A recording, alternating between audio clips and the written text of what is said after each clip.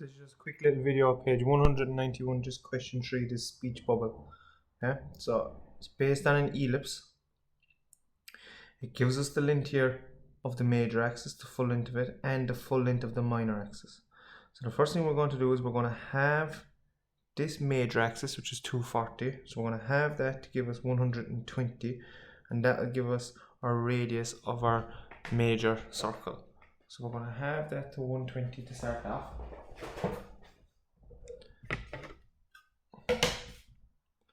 Setting 120 on the compass.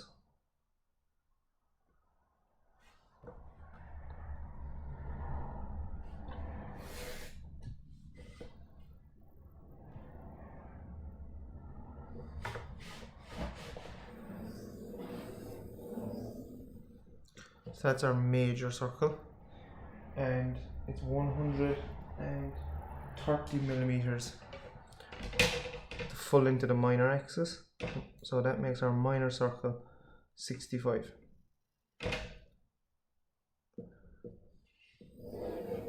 So our minor circle is 65, our major circle is 120. We're having those measurements they give us in the book because they give us the full sizes. Remember, we need the radiuses in order to draw in our circles. So what we have there now is our major circle, major axis running across the page, and our minor axis running up and down. So I'm going to just do my minor axis in a red dotted line, just so it stands out that bit better for us. And I'm going to do the major axis in a blue continuous line. Okay. So the next thing we have this done, so once we have our major minor circle drawn and our axes, we need to divide our circle 60-30. Okay. So because this is such a big circle now, we might have to slide up our set square. So through the center there 60 degrees, and then we just slide it up and continue that on until we hit that major axis, major circle. It's just because it's a big radius of a circle. So we're spinning our set square around, dividing our circle 60-30.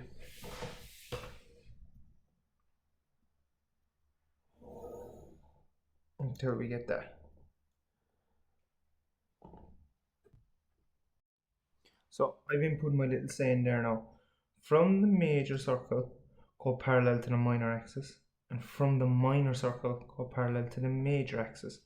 So everywhere these 60-30 lines hit our major circle, we go parallel to the minor axis, which is my red dotted one here. So from the major circle, parallel to the minor axis. From the minor circle, parallel to the major axis. From the major circle, parallel to the minor axis. From the minor circle, parallel to the major axis. From the major circle, parallel to the minor axis. From the minor circle, parallel to the major axis. From the major circle, parallel to the minor axis. From the minor circle, parallel to the major axis. From the major circle, parallel to the minor axis. From the minor circle, parallel to the major axis. From the major circle, parallel to the minor axis.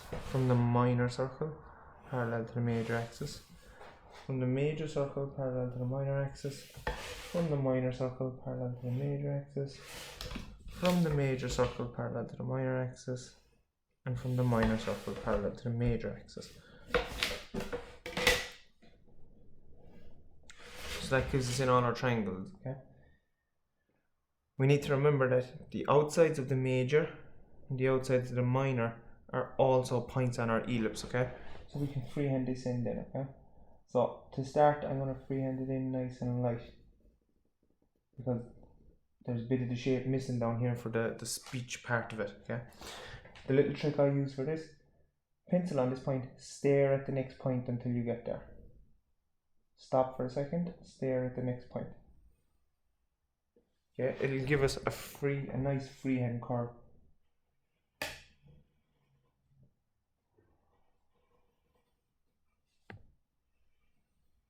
All the way around our ellipse.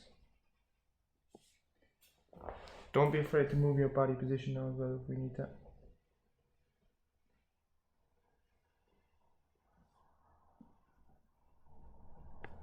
like so. So that's the ellipse drawn in, okay? That's kind of the hard part of the question done there now, really.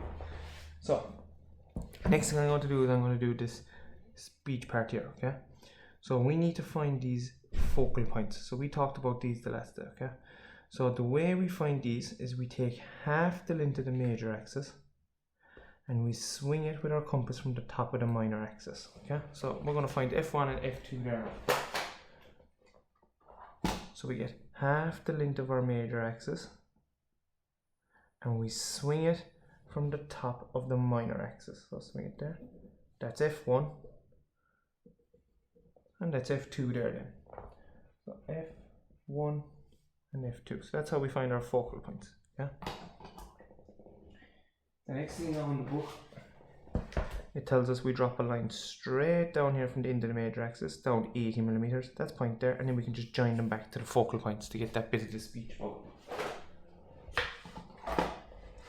So we drop a line straight down here from the end of the major axis, 80 millimeters, which is here, and we can just join those back to the focal point then.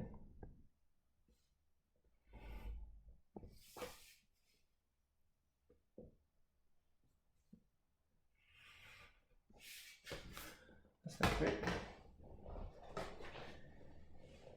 For the circles here then, the radius 15, there's one right in the middle, then we're measuring 45 to the left, 45 to the right for the centres of those other two circles.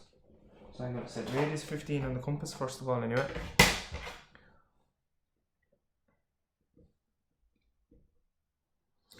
From the centre here, I'm going to measure 45 to the left and to the right, just so I have my centres all lined up already.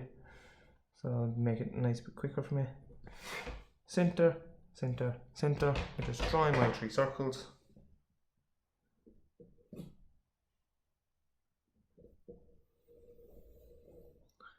One circle, two circles, and three circles.